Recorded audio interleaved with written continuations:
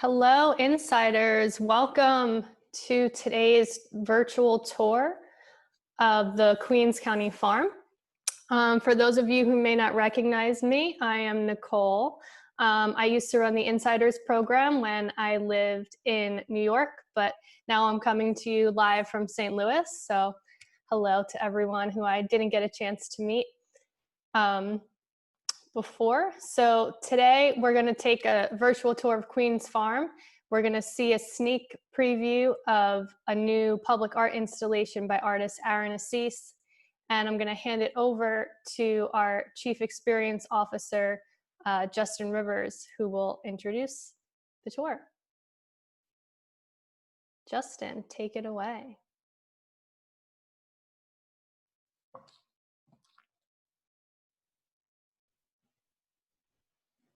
Oh,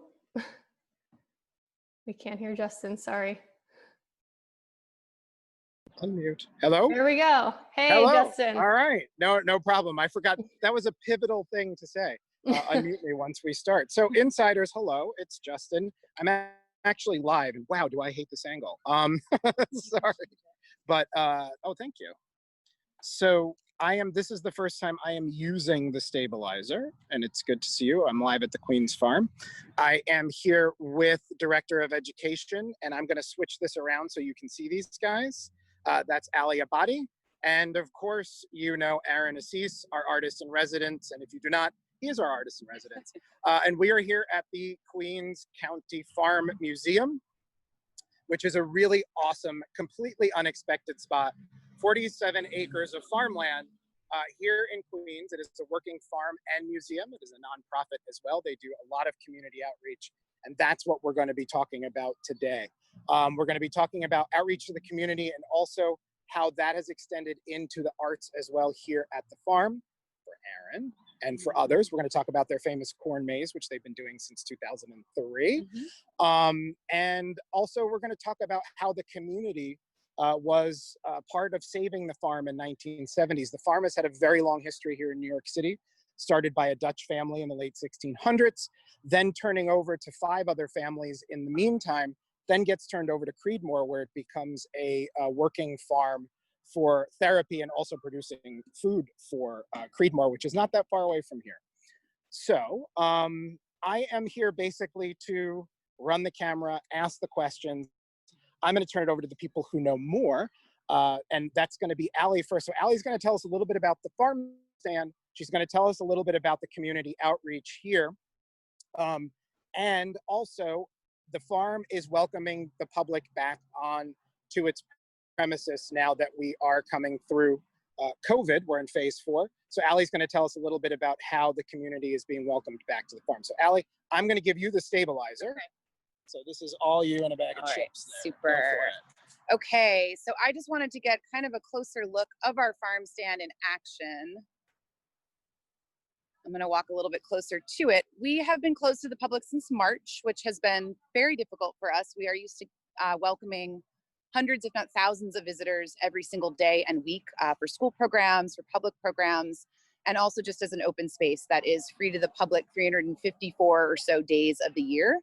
And so it's been a challenging time for us, to say the very least. But one thing we've been able to do as an essential service during this time is to continue to grow our produce. So I'm just zooming in here a little bit closer on the produce stand very quickly just to get a glance of what's growing over here. And I'll take a back step just because there are some visitors. But the farm stand reopened several weeks ago, and we have a setup here that's COVID-19 certified and safe so that folks can come in and shop and the farmers assist them, masks and gloves, and help them to pick out their produce to be as safe as possible. And that's been a great way for us to re-engage with the community initially before we officially reopen. So our farmers and our essential staff were here the entire time, continuing to work, continuing to seed, plant, take care of our fields, take care of our animals, and care for our space in the meantime. And it's been really exciting to be able to get back with them and share the over 200 varieties of produce that we grow throughout all 4 seasons with folks again. While we were closed and not able to have farm stand open, we were donating our produce. which was fantastic too, because we were at least happy that people were able to get access to it, as well as all of our farm fresh eggs, which we collect daily from our 2 different coops of hens. So yeah, this has been really fantastic to be able to invite people back, and we're really looking forward to doing more of that as things officially reopen this coming Sunday, August 2nd. Great. So Allie, why don't you, and it's okay, I could just be, I'm the voice in the background. Guys. Okay. Don't worry about seeing me. You see enough of me. Why don't we move towards the house a little bit? Sure. One of the things I keep saying is I'd love to do a devoted program just about the farmhouse, but can you give us like a 1-minute snippet about the history of the farmhouse, why it's so important, and then tell us how the farmhouse got saved by the community in the 70s. Sure. So one of the most, I think, iconic symbols on the entire property, our 47 acres here at Queens Farm, is our historic Dutch farmhouse, which dates back to approximately 1772, when it was built by a Dutch family that originally was in Flushing and then purchased this land in 1697 and farmed and lived on different parts of a property that was encompassing this and even more space. And then the 3rd generation member of that family was married, and they built this house on this site, and that's the Adrian's farmhouse, which you see before you right here, which is a Dutch style, and has gone through several different restoration and renovation processes to keep it really in good condition, and is a space that we are use in a variety of ways. We have folks on site. It's sort of the reason why we are Queens County Farm Museum, and we have people that are able to come in and see it on the weekends for public tours, which we have not restarted yet, but we're kind of figuring out how we're going to do that when we can do that. And it's also an active classroom space, because when we do have school programs here, we have students in these rooms learning about the history of the site, the history of this house, its architecture, how folks would have been living here in New York City in the 18th century and a little bit of the 17th, even though this house is not quite that old, but the land was farmed during that time. And we have a little summer camp that we're running right now in partnership with another organization, and they are also having access and using this site. So we were, cooking food in the fire this week, teaching the kids about how the house was built, certain things that are original to the house. There's some really cool architecture on the inside that is original to this house. A lot of other things were done in the restoration, but it's really an interesting symbol of architecture during that time period. And it's just a really cool thing to be able to share with folks a house that is as old as this. That's so cool. Yeah. One of the things I love about the house is it's a combination of both Dutch and English architecture over time. So it really is kind of like a manifestation of New York's history itself here, which I think we don't get that in a lot of structures in New York City. So Totally. I love that that's what's being represented. Totally. It's a little hard to see here, but there are the fireplaces, which you can see at the top. In a typical Dutch style house from the 18th century, you would see fireplaces on either end of the structure.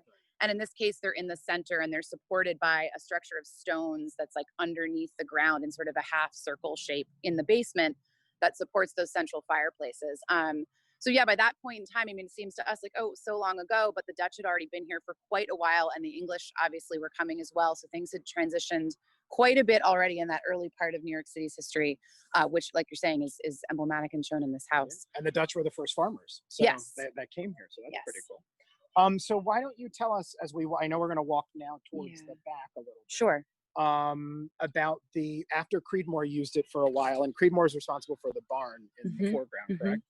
Yeah. So, and I didn't really get to this, but the reason that we exist, essentially, I mean, obviously in part, it's due to the fact that these families were farming over centuries, 5 different families.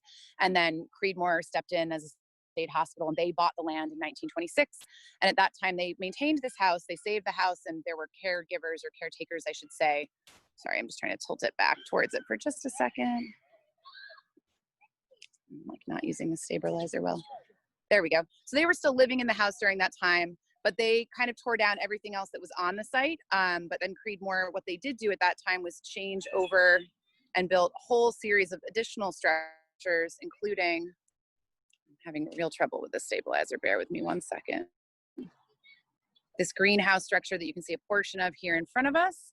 So they built the greenhouses and a series of other barns on the site because they were using it actively as a farm. So they were growing food, they were caring for patients, they were growing ornamentals.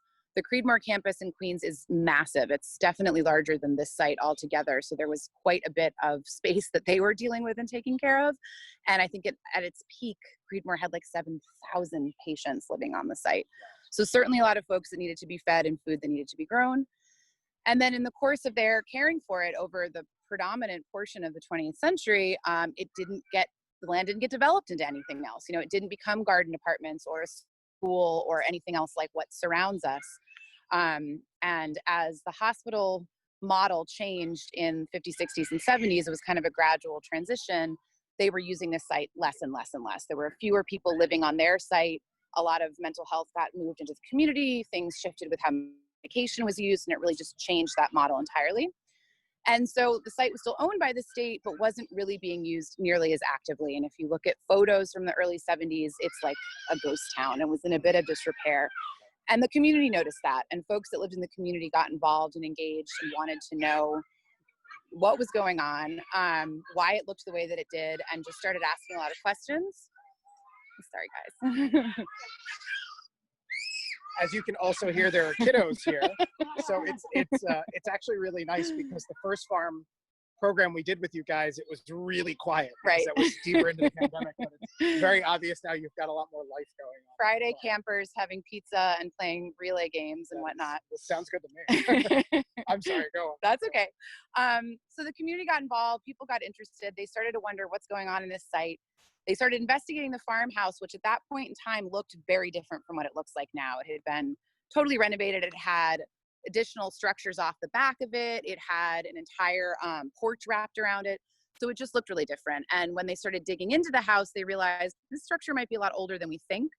And it was at that time that we started working with folks with the city to get involved to try to figure out, let's see if we can historically landmark this space, save this space, and turn it into something the community can use. And so this barn that you see before you here is one of the structures that actually burned in the 1970s and was reconstructed after we became Queens County Farm Museum much, much later in the late 90s. I think 2000 was when this building officially reopened. But in addition to this barn, as it originally stood, because there was a barn in its place, I'm turning this the wrong way. There were other barns that Creedmoor also built. This one here was around somewhere between 1928 and 1934. So this structure is original from that time period, and Creedmoor was using it during that time period.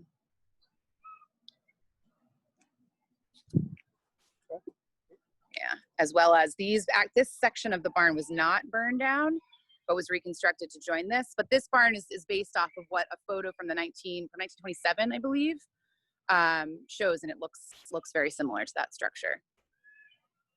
And so as the community became involved, the city eventually took ownership. We became part of New York City Parks Department, and that was a big deal at the time. And then it was a variety of years, or a number of years, I should say, that renovations and restoration had to take place on the site. It took a long time to get it from what it was to certainly what it looks like today. We're approaching our largest growing field over here. Can you give us a brief rundown of what's being grown? I know Cassidy did a pretty good job. Yeah. Our first, but for those who weren't here, you can. Sure, definitely. So this is our largest growing field. We grow on a variety of spots around the farm, and we cultivate, I think it's on about between 2 and 3 acres in total. And this entire space here is about 1 acre, and it has 45 beds stretching from where I'm standing all the way across to where you see that little green barn structure in the distance. Yep. And it's, like I said before, over 200 varieties. So that means we grow 10 different kinds of tomatoes. We grow multiple kinds of lettuce. We grow different kinds of squash, winter squash, zucchini. We had garlic taken out of the ground recently. We grow a wide variety of flowers, cucumbers, herbs, eggplants. I mean, I could go on and on, but there's a lot of things coming out now, particularly cucumbers, kale. Tomato season is about to come on very, very strong. I think we had our first big tomato harvest this week, which is fantastic. Lots of different herbs. And as I said, flowers are something we love to grow and are super popular. They're obviously beautiful. They're good for the ecology and for our little pollinators. But then we can cut them and sell them to folks too, which is a really, really lovely thing. And also remind me, don't you have some recipes for some of this stuff on your website? That pea shoot salad thing? Yeah, I was like, oh my God, I love that. Our social media, all during COVID, we were doing daily posts called Barn Cam, where we were sharing all different kinds of things, from children's stories to activities to just views around the farm of animals. But we were also doing a lot of recipe sharing. So there's recipes on our Instagram, on our Twitter, on our Facebook that you could definitely check And they're out. really good. And at Farm Stand, if you come visit Farm Stand, we usually have a huge book of recipes available there too, because we do grow peppers and certain things that folks have never heard of or maybe have never used, and we want to give them an idea of how to use it. So we definitely try to make things as accessible as possible. So speaking of accessibility, because I know we're getting up to the corn maze in a little bit. Yeah. We're going to turn it over to your corn maze expert. But how is the public able to interact with the farm now that you guys are welcoming people back? Sure. So as we reopen, our grounds are open every single day. Unless we're having some kind of special event, we are free to the public. So individuals and families can come in and enjoy the space, walk around, see the animals, visit the farm store, buy produce. And I should mention that Farm Stand is only open Wednesday through Sunday. So if you come on Monday or Tuesday, it's not open on those 2 days.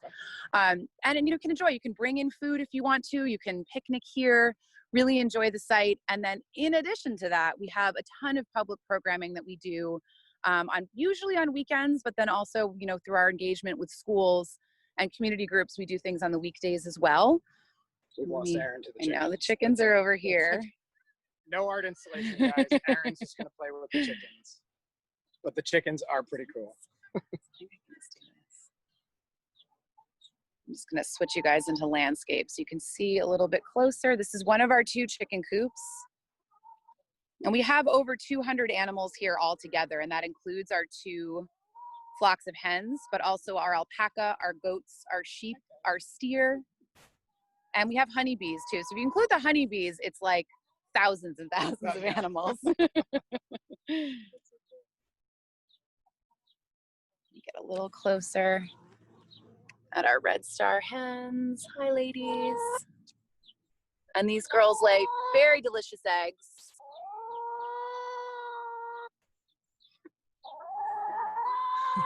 They were not here before. They knew the camera was out because there was no one here when we first got here walking around. They knew they were being filmed. They love the attention. Yeah. But, so okay, go ahead. No, go ahead. I was just going to say, so the Corn Maze is typically a program that began in 2003 that opens in September. And so we're still kind of toying with when the first day is going to be this year because everything is just different than our typical schedule. It may mean we open earlier than we had initially intended for this year.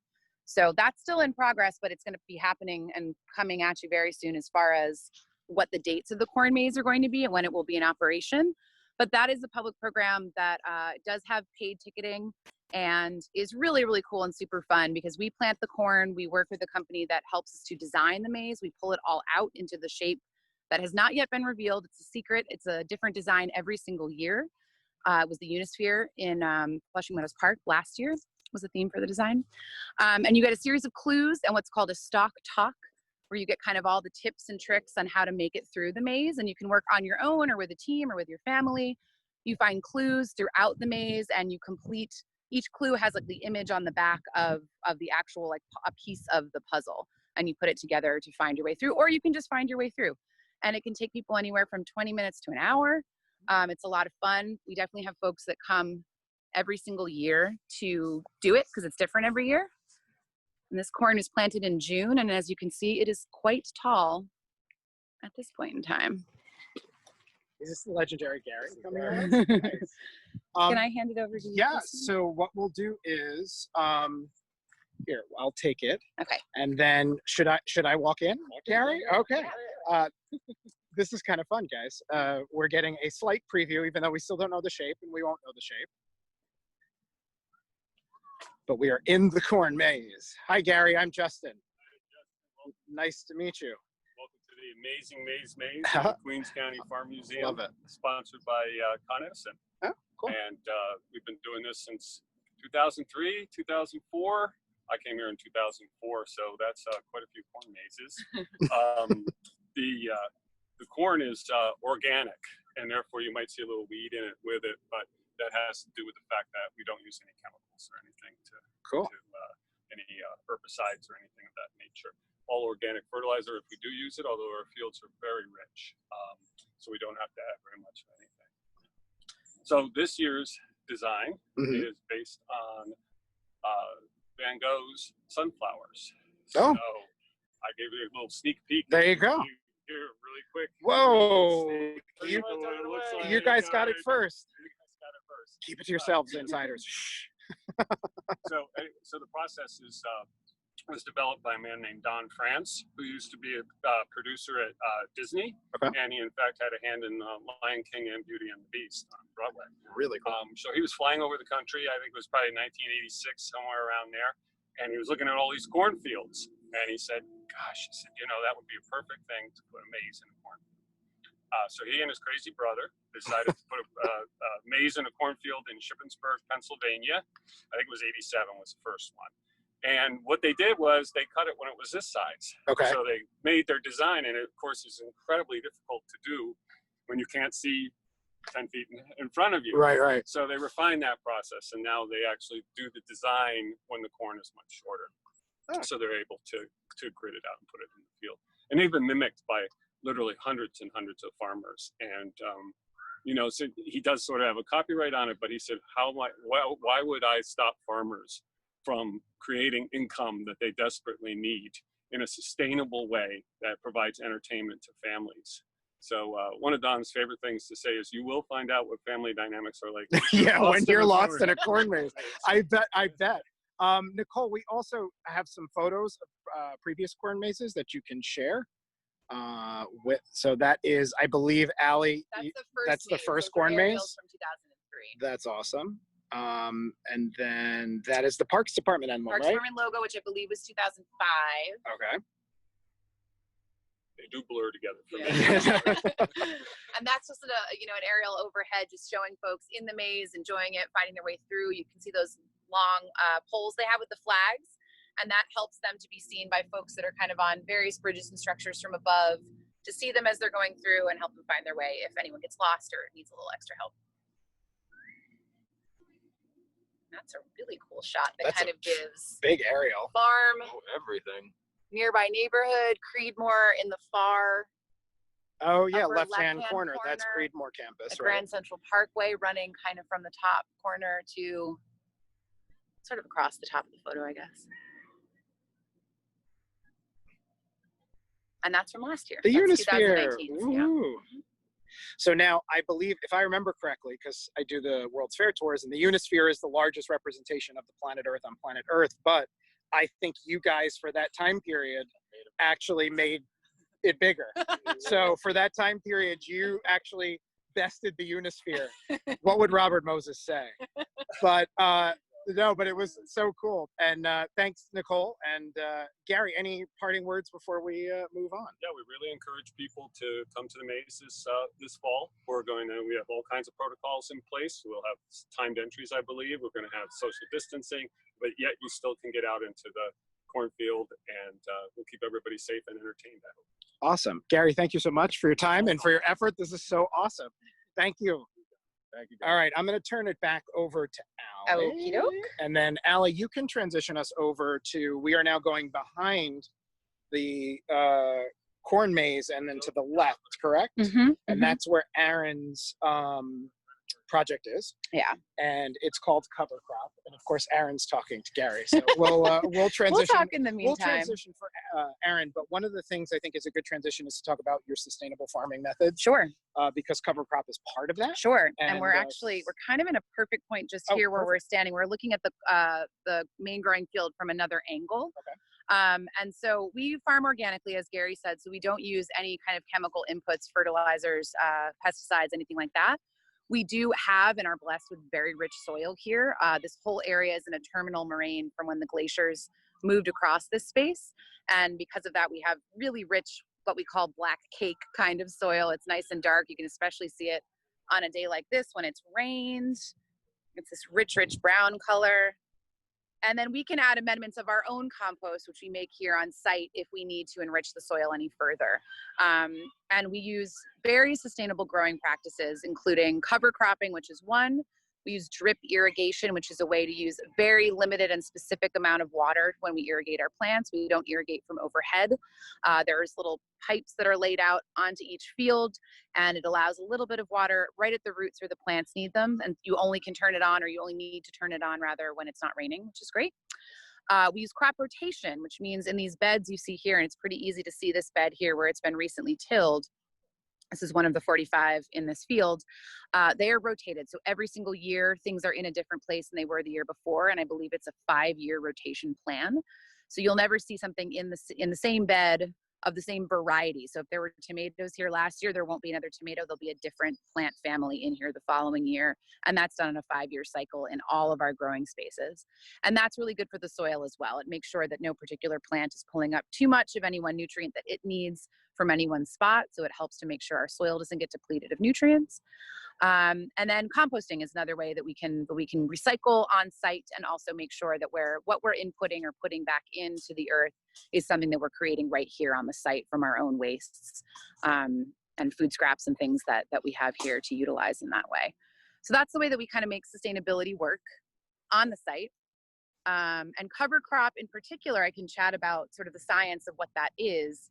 It's essentially a way that farmers will ensure that their fields are planted even when they are not in use. And that, again, helps to make sure that the soil is not eroded, that you're not losing helpful moisture in your soil, because you don't want just bare fields where things can get blown away, where water, if it's a really, really rainy day, can come and wash all your gorgeous soil away. You know, it's such a really valuable thing that is so crucial to how your food is grown. And if it's not grown well and your soil is not happy, your plants are not going to be happy or healthy. And unhealthy soil can also lead to all kinds of issues with plants, where you'd have more, pest pressure or diseases or other problems occurring. So cover crop is just part of that cycle and part of 4-season farming, although it can be done on shorter seasons in climates where it's, very cold for more of the year than it is in this region. And historically, so I'm a history nerd, obviously. So 2 things I found fascinating in doing some research for cover crop, one of which is the Native Americans called their typical cover crop the Three Sisters, right? Well, Three Sisters was like a planting technique. That was, they did the squash, they did the corn and beans, right? And I know Aaron or you are going to tell us what the cover crop that he used for the installation is in a minute. Right. But then also our first president and forefather, George Washington, cover crop. Right. It's really interesting when you start looking into agricultural practices, some of the historical links and ways that folks were farming going back, in some cases, hundreds of years, some cases, thousands and thousands of years. So we're really falling back on practices that have been used for a very long time, and knowledge that has been kept and held and passed along through different folks over the years. And certainly cover cropping is fundamental to an organic farming system such as ours.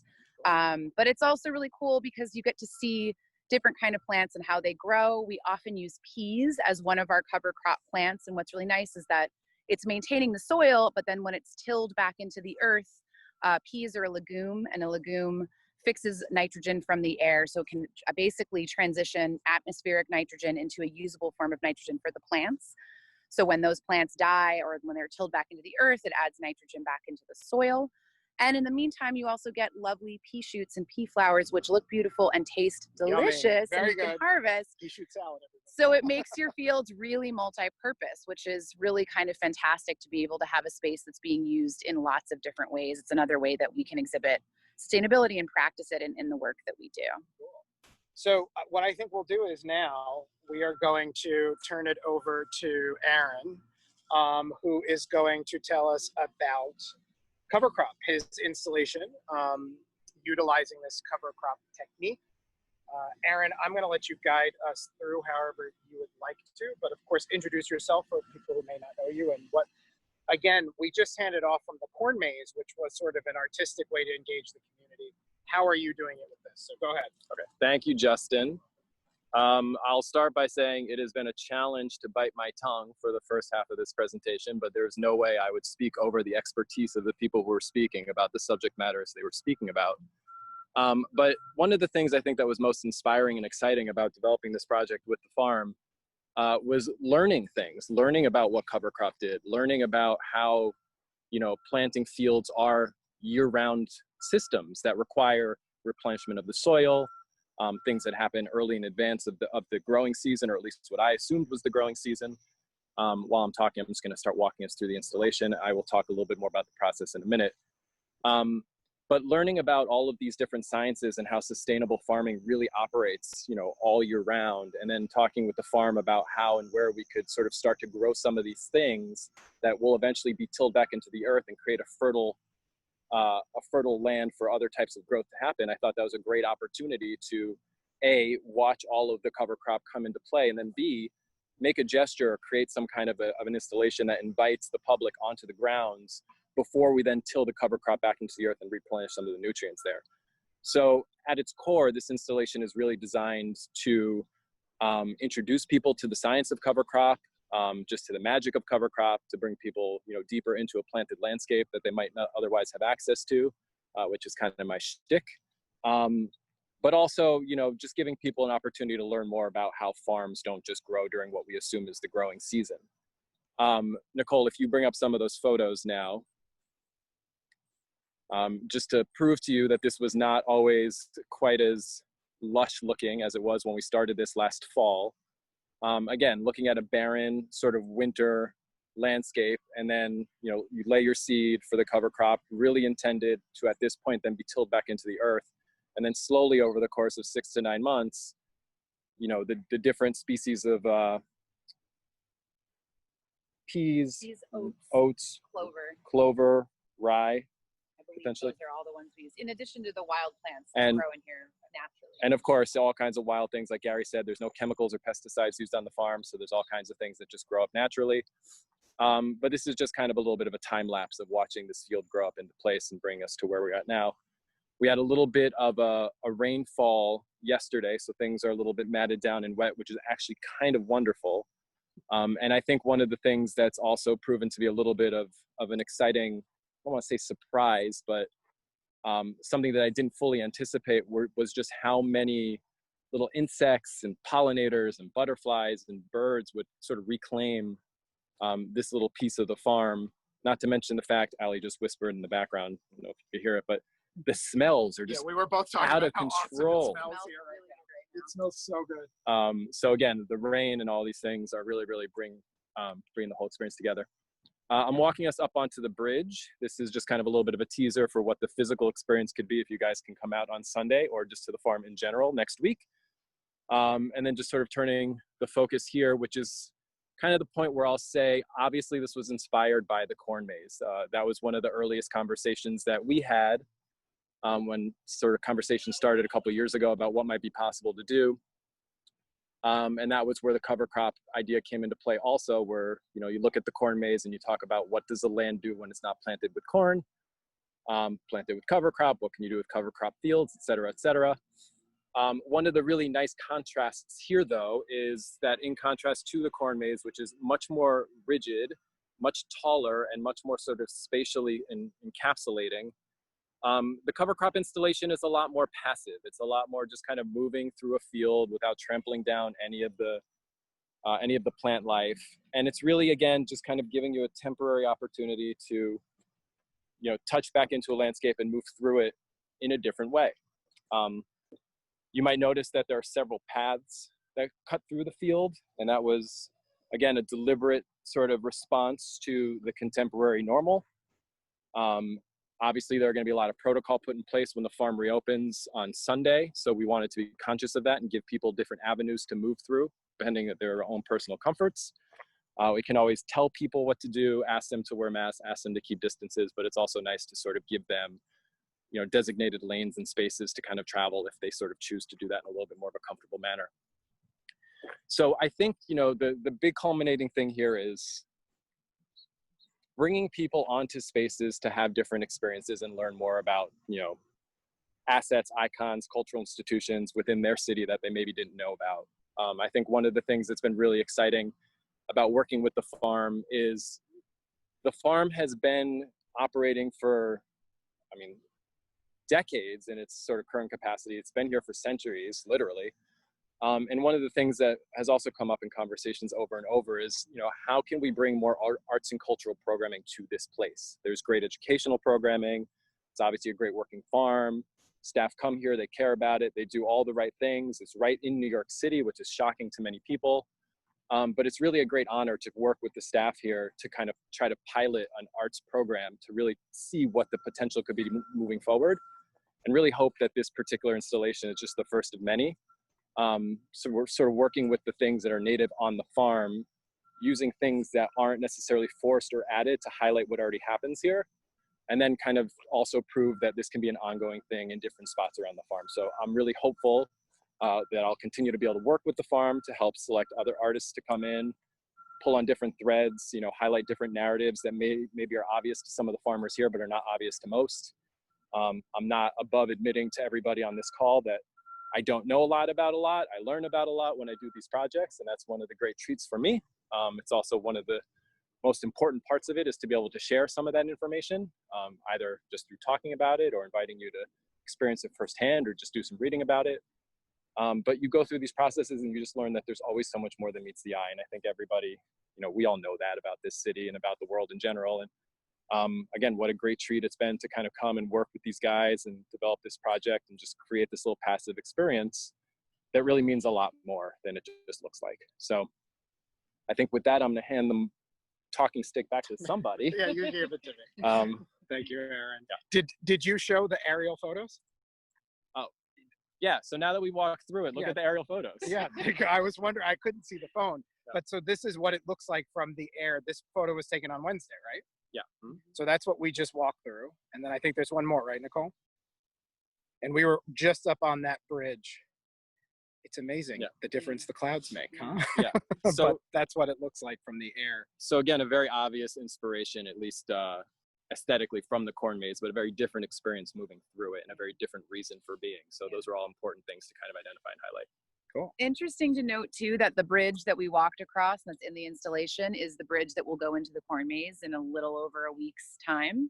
And additionally, this is the space that we use for our public pumpkin patch every year in October, typically. So another thing that was great about this project was that, you know, if there are thousands of people in here over the course of an October, it gets really trampled down. So being able to put some cover crop in and encourage the space to just be wild as that was growing as well, really helped to kind of reestablish and regenerate this area. So we've been watching it grow. We've also been seeing, as Aaron mentioned, birds, butterflies, probably bats if you're here late at night, all kinds of beneficial pollinators really taking over and using this space, which is awesome to see. We know they're around the farm, so it was really just giving them an opportunity to have even more wild and just plentiful space, which is just really important to our local ecology and the habitats around here as well. And a good chance for me to give a shameless plug as to the ways that the arts can help save the world and do all kinds of meaningful things, even in terms of agricultural practice. So, well, there it is. All right. So, any closing remarks before we do Q&A? Are we going to do Q&A there? We can stay here, right? We could just stay here. So, Nicole, have we had any questions come through while we've been doing the presentation? Yeah, thanks, guys. So we have a few questions. Cool. Going back to some of the history that Ali was talking about before, Peter Taylor asked, why did Creedmoor have initial interest in the property in the 1920s? That's a really good question that I don't know the specific answer to. I know that the last family that owned the property sold it to Pauline Reisman, who was a real estate developer, investor, and that she then sold it to Creedmoor. My guess is because their campus essentially abuts this space for, you know, give or take, is that they needed space. They needed more land to be able to grow food for patients. And it was very much done in the style of other farm colonies that operated in this area, but across the country. That was really just a model that was used in mental health rehabilitation at that time, where they were sending patients out to areas where they could be in more pastoral settings, have access to the outdoors, potentially work outdoors, but at the same time be able to grow food on these sites so that they could feed their populations. There are farm colonies such as these. Obviously, this is one that used to exist, but there are others in New York City. There's one in Staten Island. There's one out in Long Island that I can immediately think of, but there are probably others that I'm not even aware of. And I know there are others across the country. So it was certainly part of that model at that time. Cool. Peter was also interested in finding out what sources of funding the farm has today. That's a great question. So it's a variety of ways. Our public programming and our ability to be able to bring folks on site is a huge income generator for us, and that's amazing. And obviously something we want to re-engage as safely and as the best way we can moving forward in these kind of difficult and strange times. So that's one way, but we also do get support through the City of New York, which is fantastic, and various other city entities. And then there's different, fundraising that we do with corporations, with individual donors. We do have a small membership program as well. And then obviously the sales of our produce, of our wool, of our honey, of our eggs is another income stream as well. And then through our educational programming, adult tours, and other kinds of things like that we do on site are all the different ways. So we have a really healthy financial situation in that sense, because we're able to do so many different things. We have a lot of different streams that support the work that we do. But like any cultural institution during this time, it's especially challenged because we can't bring people on the site. Funding streams that would typically have been larger are now smaller. So those are some of the challenges we're facing and pivoting and reworking. And it's been hard, but I think we've got a lot of really interesting ideas for what we can do. And we're poised to be in a different position than an indoor site because we have all this beautiful outdoor space that we've programmed for many, many years. So we're able to bring people here very safely. Having our camp here has been a fantastic little, sort of added bonus that we were allowed to open summer day camps. It's only 21 children that we have here, but all the better. We've kept them in separate pods. They're in small groups. They're getting awesome specialized attention. They're doing farm programming every single day.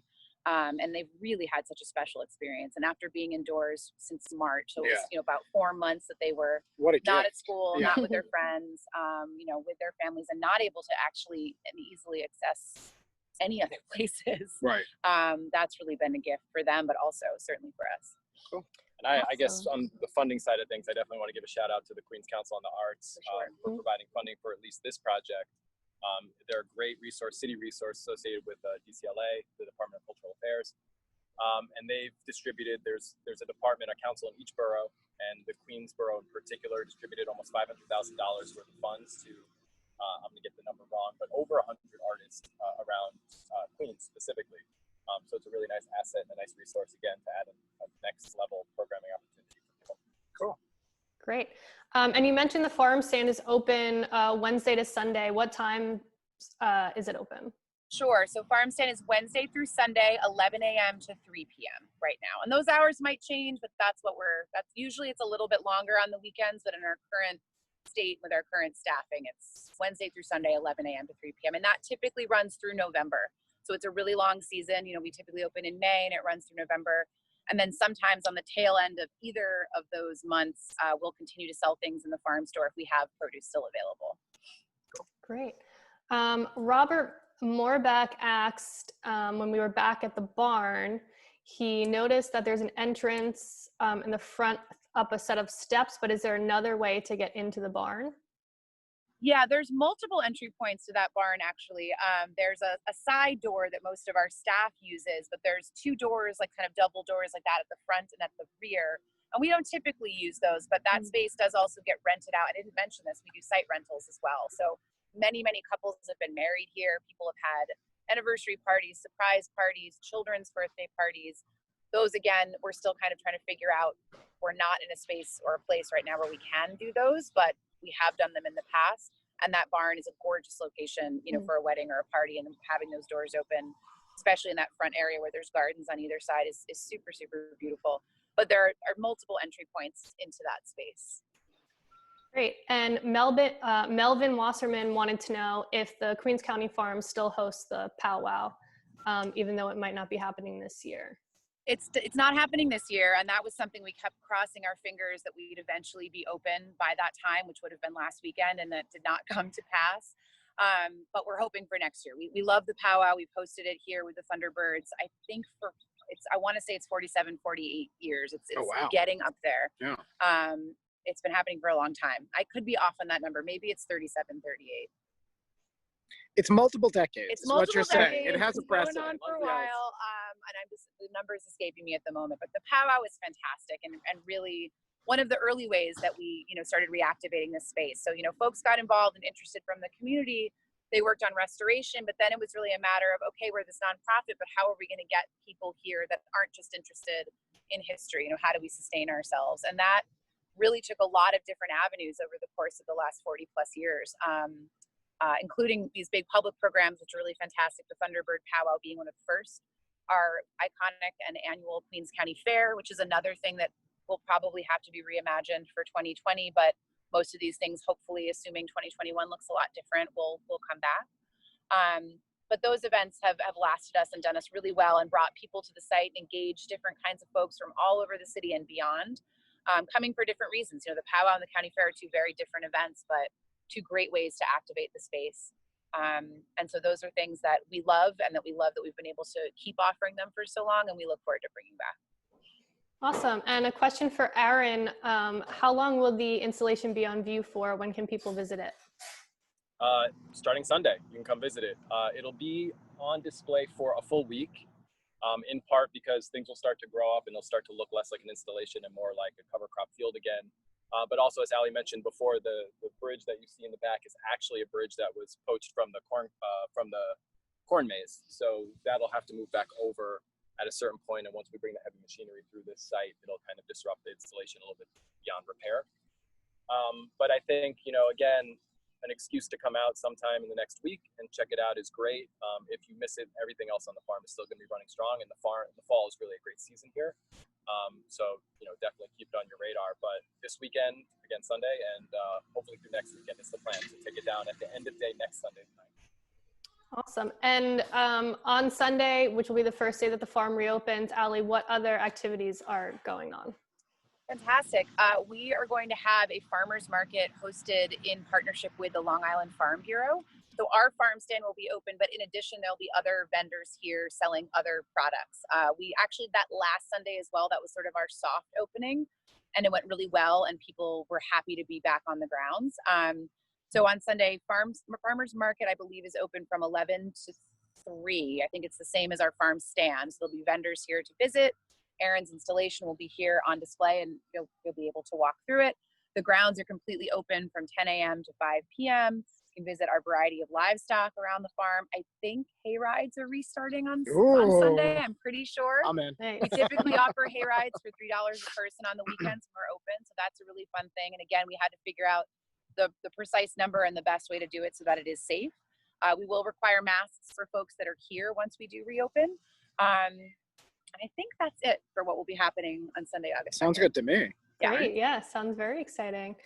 All right. So if anyone has any last minute questions, you can post them in the chat. I posted links to the Queens County Farm and to Aaron's website where you can learn more about his art and more about the work at the farm. Mel in the chat says, thank you. Looking forward to the powwow next year. Robert says, excellent work. Great to be on location. Thanks, Robert. It's nice to not be in the white box that you always see me in all the time. Yeah. Everybody just thinks I live in that white Untapped Cities box, but I can actually leave it every once in a while. Once in a while. And we'll give one final pan to Aaron's project here. Also, now that I am comfortable with this stabilizer, it took a minute. I'm going to be dangerous with this thing, everybody. Watch out. There's going to be more of me on location. Well, thank you, everybody. Thank you, Nicole. Nicole, awesome. Yeah, thank you. Thank you for helping us to host this in multiple locations. Thank you to Aaron, and thank you to Ali and to the Queens County Farm Museum. I always forget county, sorry. That's okay. It is amazing to be here. This is my first day actually in place here, and this place is absolutely amazing. So if you get a chance and you're in the area, come on out. Thank you all very much for joining us. We will see you on Tuesday. I am doing Guastavino's New York, back from the white box though, unfortunately. So I will be inside doing Guastavino. He's my favorite. And we'll see you guys. Oh, and we're doing Governor's Island next Thursday. Right. And I was just going to say that. That's on location. Governor's Island, Mandy Edgecombe will be leading us around on Governor's Island for her Secrets of Governor's Island tour, which is amazing. So join us then. All right, guys, wave goodbye. Thank you. Bye. All Nicole, right. thank you. Thanks for coming, everybody. Have a great weekend. Bye. Bye-bye.